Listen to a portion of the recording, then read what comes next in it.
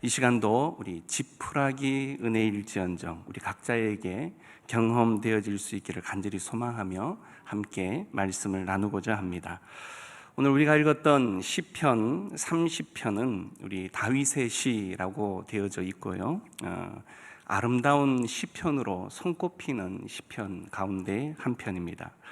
그는 생명을 위협하는 이 질병이나 그리고 내적 고통 때문에 죽음의 문턱에서 치유를 경험하고 난 이후에 온 마음으로 하나님 앞에 감사의 찬양을 하고 있는 것이죠. 이 시편은 30편을 잘 살펴보면 이 실패한 인생이 어떻게 다시금 아름답게 살아갈 수 있는지에 대한 그 비결을 배울 수가 있답니다. 성도 여러분, 현재 실패했거나 또 성공하지 못했더라도 너무 실망하지 마시기 바랍니다. 하나님께서는 망가진 인생도 고쳐주시는 분이시고, 또한 그분의 나이가 많아서 너무 늦었다라고 생각하는 사람도, 또 혈기가 너무 왕성해서 도무지 어떤 이에 손을 쓸 수도 없을 법한 그런 청년의 인생도 고치시는 분인 줄 압니다. 그래서 우리는 하나님이 기쁨으로 춤추게 하시는 분임을 믿어야 합니다. 자, 다윗은 이 죽음과 같은 고난 중에서 하나님께 부르짖습니다. 그를 더욱 힘들게 하는 것은 수많은 원수들이 그의 살을 뜯어먹으려 호시탐탐 기회를 엿보고 있었기 때문입니다. 찬송도 그치고 그쯤 되어지면 기쁨도 다 메말라 가버리는 그때 그는 하나님의 은혜를 구하며 간절하게 부르짖기 시작을 하였습니다. 실로 우리가 다 잘 아시는 바처럼 다윗의 인생은 그리 만만한 인생은 아닌 줄 압니다. 젊은 날에는 장인과 또 이스라엘의 한 나라의 군대로부터 10여 년의 도망자의 삶을 살았고, 또 좀 편안할라 치었으면 노년에 그의 아들 압살롬을 피해서 정말 수치스러운 야밤 도주를 해야만 했던 그의 인생, 참으로 굴곡진 인생이었다라고 우리는 생각할 수 있습니다. 그 사망의 음침한 골짜기와 또 헤어나올 수 없는 구덩이들의 그 형편은 사실상 그럭저럭 견딜 만한 것이 결코 아니었다라는 거죠. 그래서 그는 그 형편을 지옥이다 이렇게 표현을 했습니다. 그 시간은 언제 끝날지도 모를 법한 그런 더디고 지난한 시간들이었습니다. 사랑하는 여러분, 혹여나 이 자리에 또 방송을 통해서나 다윗과 같은 형편에 처한 인생이 있다면 오늘의 말씀을 통해서 새로운 소망을 또한 덧입어서 새 힘으로 살아갈 수 있기를 간절히 소망합니다. 하나님은 우리가 위기에 처했을 때 사실 즉시 구원하실 수 있는 능력이 얼마든지 있으시지만 경우에 따라서는 그대로 방치하시기도 하십니다. 아무런 구원의 희망도 없는 막막하고 답답한 환경을 만들기도 하시더라라는 거죠. 하지만 하나님께서 우리를 결코 사랑하지 않기 때문에 그러한 것은 아닌 줄 압니다. 하나님은 이러한 시간들을 통해서 우리의 믿음을 입증하기를 원하십니다. 따라서 그러한 절망적인 순간을 만날 때 우리는 하나님을 구원의 소망으로 삼고 그분께 더욱 매달려야 한다라는 거죠. 단순히 기도하는 것이 아니라 마치 어린 아이가 그 바라는 바를 거침없이 토로하듯이 부르짖고 또 부르짖고 또 부르짖어야만 합니다. 하나님은 오늘 이 다윗의 기도를 들으시고 그를 대적에게서 음부에서 끌어내시고 고치셨습니다. 하나님은 다윗에게 내던 그 구원의 손, 치료의 손, 회복의 손을 지금 우리에게도 내미신다라는 사실을 믿으시길 바랍니다. 지옥의 구덩이로부터, 죄와 낙심의 늪으로부터, 질병과 병상으로부터, 미래의 막막함과 두려움의 속박으로부터 우리를 들어 올리십니다. 하나님은 자신의 백성을 구원하셔서 영광 받으시기를 원하신다라는 거죠. 다윗도 놀라운 구원의 은혜를 경험한 이후에 성도들을 향해서 여호와께 감사와 찬송을 드리라 라고 오늘 말씀 가운데 권면하고 있습니다. 그분의 거룩함을 기억하여 감사하라 라고 말씀하고 있다는 거죠. 여러분, 이 기억은 구원이 과거의 사건의 일면으로 묻히지를 않고 그 구원은 지금 현재 나의 삶 가운데에도 그리고 앞으로의 미래의 삶 가운데에도 여전히 재현되어서 되살리게 만드는 그러한 행위에 해당되는 겁니다. 그런 의미에서 감사의 찬양은 지금의 현실이 너무너무 답답하고 막막해도 여호와의 자비의 즐거운 기억을 다시금 되살아나게 만든다라는 겁니다. 설령 현재의 즐거움이 없다손 치더라도 과거의 은혜를 기억하며 그것을 통해서 찬송하게 되어질 때 현재의 불안, 현재의 어둠 가운데에서 새로운 빗줄기를 만날 수 있게 한다라는 겁니다. 다윗은 구원과 함께 찬양해야 할 또 다른 이유를 밝히고 있는데요. 5절 이하에 보시면 그의 노여움은 순간이요 그의 은총은 뭐라고요? 평생이기 때문입니다. 그렇습니다. 하나님의 노여움은 사람의 죄에 대한 당연한 하나님의 반응이지만 하나님의 은총은 인간의 선함과 또한 이 회개에 대한 하나님의 반응입니다. 하나님의 은총은 노여움의 그 일시성과는 비교되지 않을 만큼 기나긴 세월이더라라는 거죠. 따라서 다윗은 저녁에는 울음이 깃들일지라도 아침에는 기쁨이 오리로다 이렇게 노래하고 있는 것입니다. 잘못을 범한 자녀에 대한 아버지의 징벌은 당연한 사랑의 표현일 것입니다. 하지만 이미 준비되어져 있는 아버지의 용서는 참된 회개를 통해서 얼마든지 그의 자녀들이 받을 수 있다라는 겁니다. 다윗은 여호와가 자신을 용납하시고 산처럼 굳게 세우기도 하셨다라고 말씀하고 있죠. 그러나 그 이후에는 당신의 얼굴을 가리셔서 내가 근심에 빠지기도 했다라고 또한 말하고 있습니다. 그는 스스로 안전하다라고 생각했던 그때에 번영을 누릴 그때에 산이 견고하게 선 것처럼 그 번영도 영원할 것이라고 생각했던 그때에 어떻게 됐다고요? 큰 공경에 빠지고 말았다라는 겁니다. 사무엘하 24장에 나오는 다윗의 인구조사 사건은 그가 하나님의 은혜를 망각하고 하나님이 아닌 군사력을 의지해서 자신의 힘을 대내외적으로 가시하기 위한 이 교만함의 대표적인 사건입니다. 그는 자기 능력과 강한 군사력만 있으면 얼마든지 지금의 이 형통함은 영원히 흔들리지 않을 것이라고 그렇게 생각을 했다라는 거죠. 하지만 그러한 망상은 얼마나 신속하게 무너지고 마는 것입니까? 형통은 사실상 큰 축복임에는 틀림이 없습니다. 하나님은 당신을 사랑하고 경외하는 자들에게 형통의 복을 허락하십니다. 하지만 인생은 처음부터 교만함을 떨치지를 않죠. 처음에는 누구나 자신의 무능함을 인정하고 겸손해하지만 하나님의 은혜로 성공과 번영이 지속되어질 때 마치 자신의 능력 때문인 양 착각하기 시작을 하고 의시되기 시작하더라라는 겁니다. 교만 중에 가장 고단수는 어떤 교만인 줄 아십니까? 자기 자랑이 아닌 것처럼 모든 것이 다 하나님의 은혜로 그렇게 되어진 것처럼 설명은 하는데 막상 그 안에는 은근히 자기 자랑을 잔뜩 실어 담아서 간증도 아닌 것이 간증인 것처럼 그렇게 표현하는 이야기 수레, 그런 이야기들을 우리는 얼마나 많이 듣고 있습니까? 그 듣는 내용 내내 우리는 너무너무 역겨운 것이 사실입니다. 특별히 세상 것을 많이 소유하고 만족하며 그것에 의존하게 되어질 때 지속적으로 하나님을 가까이 하기에는 너무너무 힘듭니다. 대부분 그때 사단이 우리를 교만하게 자꾸만 부추기고 우리를 사용하는 때가 바로 그때더라라는 거죠. 그래서 그때 더욱 우리는 조심해야만 합니다. 선줄로 생각할 때에 넘어질까 조심해야 한다라는 거죠.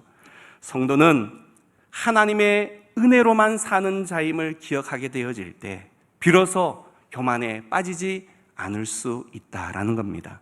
또한 우리는 한 번의 은혜로 영원히 살 수가 없습니다. 우리 강사 목사님을 통해서도 들었습니다만 우리는 때를 따라 돕는 날마다의 은혜가 필요한 사람들입니다. 값비싼 음식점에서 배가 터지도록 그렇게 먹어도 다음 날이 되어지면 어떻습니까? 또 하루를 위한 식사를 준비해야만 합니다.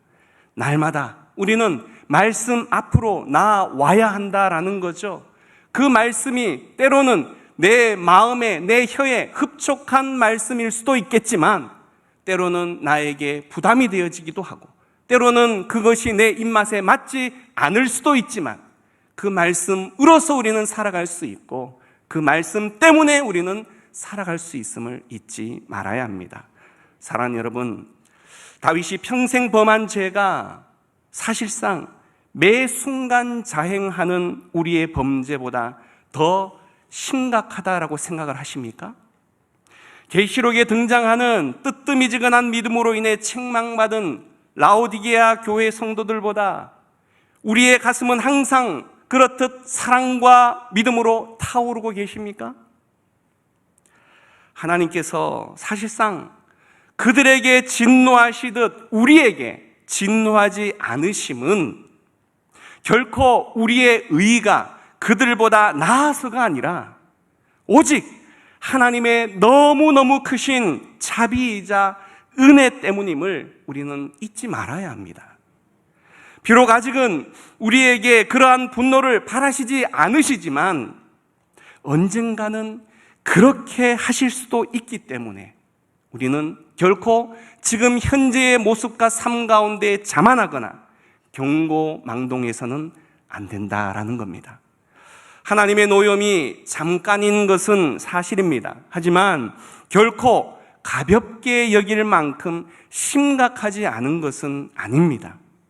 울음이 저녁 동안만 지속되겠지만 그것은 애굽인들이 겪었던 밤과 같이 모든 장자들의 죽임을 당하는 소름 끼치는 절규와 애곡이 담긴 그러한 쓰라린 밤일 수 있다는 것을 우리는 잊지 말아야 합니다. 따라서 성도는 여호와의 진노의 밤을 기억하며 항상 겸손하되 죄의 길에서 신속히 돌아서야만 합니다.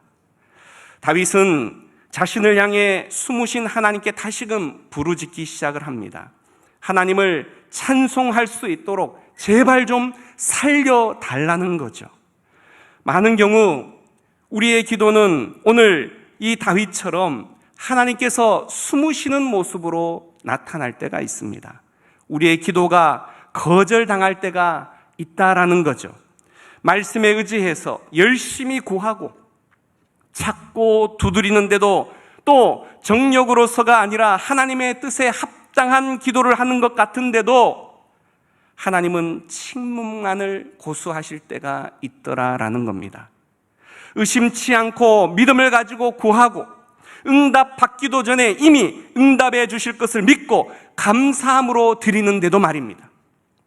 혹여라도 내 안에 숨겨진 죄가 있나 싶어서 진심으로 참회의 기도도 해보고 심지어 금식까지 하며 끈질기게 매달리며 기도하는데도 불구하고 하나님의 응답이 없는 것처럼 느껴질 때가 있다라는 겁니다. 하나님은 전혀 응답하시지 않을 때 절실한 도움이 필요해서 세상 것 다 찾아봐도 소용이 없어서 하나님 앞에 왔는데 하나님께 달려왔는데 우리의 면전에서 하나님은 그 문을 꽝 닫아버리고 문 안에서는 겹겹으로 잠그는 자물쇠 소리가 철커덩 철커덩 들리는 그 시간, 그리고 끊임없는 침묵만이 흐르는 그 시간, 우리는 그때 절망하게 됩니다. 사랑하는 여러분, 우리의 부르짖음에 대해서 하나님께서 계속해서 침묵만을 지키시는 것만 같다면 계속 기도해야 할 필요가 있을까요? 대부분 이때 우리의 기도의 생활은 위축되어지고 마는 것입니다.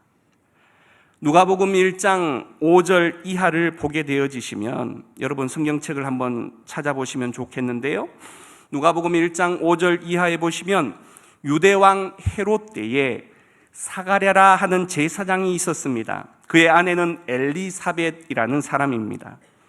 그들은 하나님 앞에 의인으로 주의 모든 계명과 규례대로 흠이 없이 삶을 살아왔던 사람들이에요. 그런데 이들에게 많은 나이에도 불구하고 한 가지 부족한 것이 있습니다. 무엇이었을까요? 자녀가 없었습니다. 하루는 남편 사가랴가 예루살렘 성전 성소에서 분향하고 있을 때에 주의 사자가 나타나서 사가랴의 아내가 임신해서 아들을 낳게 될 것이다 라고 이야기를 합니다. 그리고 그의 이름까지 구체적으로 이야기합니다. 요한이라고 불러라. 사랑하는 여러분, 사람도 아니고 천사가 나타나서 그렇듯 말했다면 믿을만 하지 않겠습니까? 그런데 사가랴는 도무지 믿지를 못합니다. 왜일까요? 그와 아내는 젊은 시절부터 자녀를 위해 수없이 눈물로 기도해 왔을 것입니다. 그러나 응답받지 못한 그들의 기도는 그들로 하여금 모든 아들에 대한, 자녀에 대한 기대감을 다 빼앗아 가버리고 말았던 것입니다. 더 이상 부모가 되는 꿈을 포기한 지도 오래였습니다. 그리고 그 기도 또한 중단되었습니다. 그런데 천사의 말을 한번 들어보십시오. 13절입니다. 눈으로 따라오시면 됩니다. 13절, 사가랴여 무서워 말라. 그 다음 뭐라고 되어 있습니까? 너의 간구함이 들린지라. 무슨 말입니까? 사가랴의 간구함을 하나님께서는 이미 오래전에 들으셨다는 겁니다. 그리고 이제야 그 기도에 응답해 주신다는 거예요. 사랑하는 여러분, 하나님은 우리의 기도를 즉각적으로 들으시는 분이십니다. 하지만 그 응답은 나의 시간에 맞추는 것이 아니라 하나님의 시간과 뜻에 따라 응답해 주신다라는 거죠. 하나님은 내가 나를 아는 것보다 나를 더 잘 아시기 때문에 하나님 보시기에 더 적합한 것으로 응답해 주신다라는 거예요. 사실상 우리의 삶을 돌이켜 보아도 나의 기도가 지금까지 모조리 다 응답되었더라면, 내가 원하는 방식대로 모조리 다 응답되었더라면 도대체 어떤 일이 일어났을까? 여러분 한번 상상해 본 적 있으십니까? 다른 것은 몰라도 지금보다 훨씬 더 덜 성숙한 인간, 더 믿음 없는 사람이 되었을 것은 분명한 일일 것입니다. 그렇다면 기도를 해야 합니까? 하지 말아야 합니까? 우리의 기도의 효력에 대해서 결코 의심하지 말아야 한다는 겁니다. 응답의 시기보다 응답하신 그 자체에 감격하며 찬양해야 한다라는 거예요. 은혜는 현실의 문제가 당장 해결되는 그 기도의 응답만을 말하는 것이 결코 아닙니다.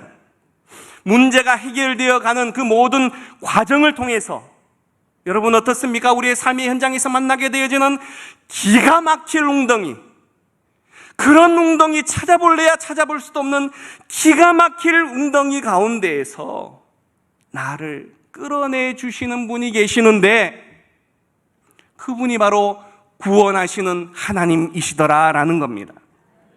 이것을 아는 자의 삶에 진정한 감사와 찬송이 있는 겁니다.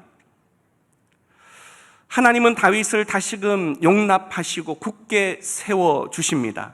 그래서 오늘 말씀의 제목과 같이 슬픔이 변하여 춤이 되고 베옷을 벗겨 잔치의 옷을 입혀주십니다.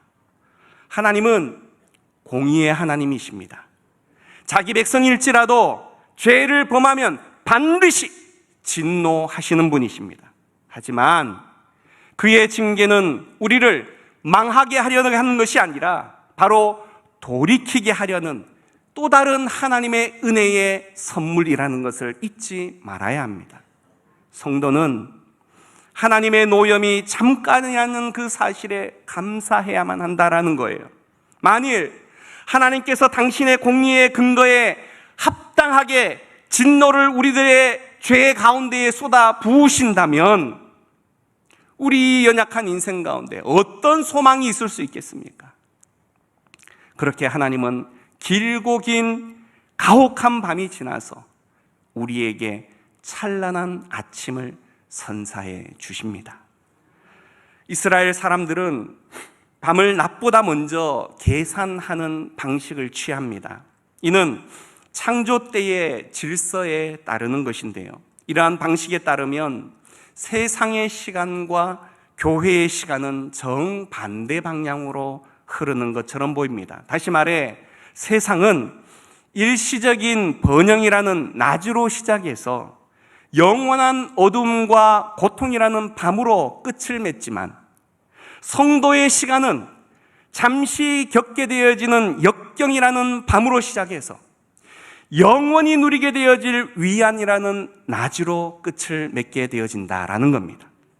한숨을 노래로, 슬픔을 기쁨으로, 그리고 광야를 낙원으로 변하게 하시더라라는 거죠. 그래서 바울은 로마서 8장에서 생각건대 현재의 고난은 장차 우리에게 나타날 영광과 좋게 비교할 수 없도다, 이렇게 말하고 있습니다. 하나님은 우리의 슬픔을 제거하실 뿐만이 아니라 춤을 추게 하시는 분이십니다. 언제 여러분 춤을 추십니까?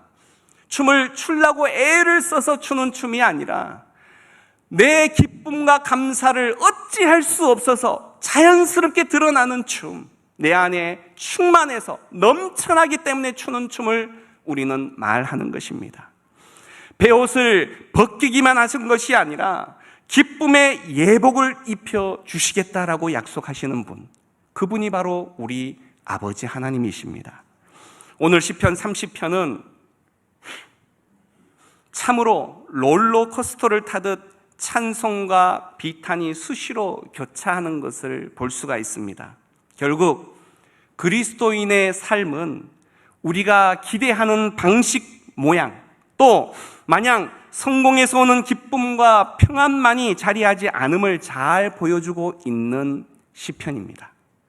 질병과 건강, 궁핍과 부요, 수치와 영예, 십자가와 위로, 기쁨과 슬픔으로 가득 어우러져 있습니다. 무슨 말입니까? 성도에게는 은총과 번영의 따뜻한 바람은 물론이거니와 건조하고 싸늘한 역경의 북풍이 불어올 때 비로소 죄악의 그 악함이 가장 수그러들 수 있는 상황으로 만들어지고 그 고난의 바람을 통하여서 은혜가 무엇인지를 제대로 깨닫게 되어지는 그런 놀라운 시간의 결과를 맞이하게 된다는 겁니다. 결국 모든 바람은 성도에게 그래서 선한 결과를 가져다 주는 것입니다. 이것이 바로 하나님의 방법이죠. 이런 기이한 사역을 통해서 우리를 어떻게 합니까? 철저하게 낮추셔서 우리의 삶 가운데 오직 한 분 하나님만을 유일한 주로 여기고 그분의 뜻에 순종하게 만드시더라라는 겁니다. 여러분, 우리가 잘 되기만 하면 어떻게 되어집니까? 다 자기 잘났다고 하나님을 거들떠보지도 않더라라는 겁니다. 그래서 하나님은 우리에게 이렇듯 고난과 번영의 시간들을 교차하는 것을 통해서 우리가 오직 순종하고 따라가야 할 유일한 분은 하나님 한 분밖에 없음을 끊임없이 깨닫게 하시더라라는 겁니다. 사랑하는 성도 여러분, 주님은 우리가 얼마나 연약한 존재인지 우리를 직접 지으셨기 때문에 그 누구보다 더 잘 아시는 분이십니다. 우리가 죄를 범할지라도 진심으로 용서를 구하게 되어지면 어떤 상황에서도 은총을 베푸시고 기쁨의 옷을 입혀 주십니다. 우리의 삶의 현장은 광야라고 말할 수가 있겠죠. 물이 너무너무 부족해서 광야 같은 인생입니다. 또한 무언가가 부족하거나 얻지 못해서 전전긍긍해하는 삶을 살아가는 광야의 삶이다라는 거죠. 하지만 여러분, 이 광야에서도 은혜는 있습니다. 물에 대한 부족은 여전하지만, 내 필요한 것들은 여전하지만, 그 가운데에서도 하나님의 불기둥이 있고요, 하나님의 구름 기둥이 있고요, 만나와 메추라기가 있고요, 갑자기 솟는 샘물이 있고요, 무엇보다 여호와 하나님 아버지의 임재가 우리와 함께 하십니다. 그러한 하나님의 은혜의 선물들을 통해서 우리는 약속의 땅, 천국에 반드시 도착하게 되어진다라는 것입니다. 감사할 수 있을 때 감사하는 것은 누구나 다 할 수 있는 줄 압니다. 하지만 하나님께서는 성도에게 더 높은 감사와 찬양을 원하신다라는 거죠. 그렇지 못한 상황 가운데 그리 아니하실지라도 감사와 찬양은 너무너무 귀하고 귀한 것입니다. 오늘 다윗이 그런 고백을 하나님께 드립니다. 12절 후반부를 보시면 여호와 나의 하나님이여 내가 주께 어떻게 해요? 영원히 감사하리이다. 영원히. 무슨 말입니까? 항상 어떤 상황에도 무슨 일이 있어도 하나님을 찬양하며 감사하겠다라는 다윗의 고백이 이 구절 가운데 담겨져 있다라는 겁니다. 또한 다윗이 하나님께 살려달라고 간청한 이유도 있는데요. 8절에서 10절을 가만히 보시면 다윗이 하나님께 절 좀 살려주세요라고 부르짖는 그 이유는 바로 하나님을 찬송하고 그의 진리를 선포하기 위해서 하나님 앞에 구했습니다. 단지 내 자식 때문에요, 내 배 때문에요, 내 주변의 사람들 때문에요가 아니라 하나님을 찬송하고 그의 진리를 선포하기 위해서 저를 살려 주옵소서. 그래서 사랑하는 여러분, 죽지 못해 산다 이런 말은 하나님 앞에 너무너무 큰 죄악입니다. 우리의 삶은 그저 무모한 생이 아니라는 거예요. 오늘 다윗처럼 죽음에서 생명을 선물 받은 사람입니다. 그러한 자에게 하나님께서는 너희가 먹든지 마시든지 무엇을 하든지 다 하나님의 영광을 위하여 하라라고 분명하게 말씀하고 계시지 않습니까? 우리의 입을 열어서 하나님이 우리에게 하신 일에 대해서 찬송하는 일, 감사하는 일, 이 일은 하나님이 너무너무 기뻐하시는 일이다라는 것이고 우리 인생의 존재의 목적과도 같은 것이다라는 겁니다. 오늘 우리에게 생명의 호흡이 있다면 찬송해야 합니다. 오늘 우리에게 생명의 호흡이 있다면 감사해야 합니다. 결국 시편 30편은 성도에게 단순히 입만 뻥끗하는 찬양의 행위만을 요구하는 것이 아니라 찬양의 온전한 삶을 요구하고 있다는 사실 또한 기억하셔야만 합니다. 우리들의 모든 인생이 주님 앞에서 아름답게 그려질 수 있도록 최선을 다하는 인생, 하나님께서 기뻐하시는 인생, 받을 만한 인생 되어질 수 있기를 간절히 축원드립니다. 서로를 향해서 이렇게 한번 이야기해 보시죠. 당신의 인생에 하나님이 함께 하십니다. 당신의 인생을 하나님이 책임지십니다. 함께 기도합니다. 사랑하는 하나님, 오늘 혹 다윗의 절망, 다윗의 고통이 내 고통처럼 아파하는 이가 있다면 우리의 기도를 들으시고 응답하시어 수렁에서 끌어올리시고 고치시는 하나님께 우리의 마음, 우리의 생각, 우리의 고통, 우리의 눈물을 하나님 앞에 드리오니 받아주시고 위로하여 주옵소서. 아울러 우리의 슬픔이 변하여 춤추게 하시는 하나님을 나의 평생의 상황과 너무너무 무관하게 날마다 감사하고 찬송할 그 믿음을 우리에게도 허락하여 주시옵소서. 내 손에 무엇인가 들려질 때만 찬송과 감사가 아니라 그리 아니하실지라도 감사하고 그리 아니하실지라도 찬송할 수 있는 믿음의 사람들 다 되게 하여 주시옵소서. 명절 끝날에 부어주신 놀라운 은혜처럼 사경의 마지막 날 밤 우리에게도 허락하여 주시옵소서. 우리에게도 그 은혜를 허락하여 주옵소서. 감사드리옵고 예수님의 이름으로 기도합니다. 아멘. 우리 주는 위대하며 능력이 많으시도다. 그의 지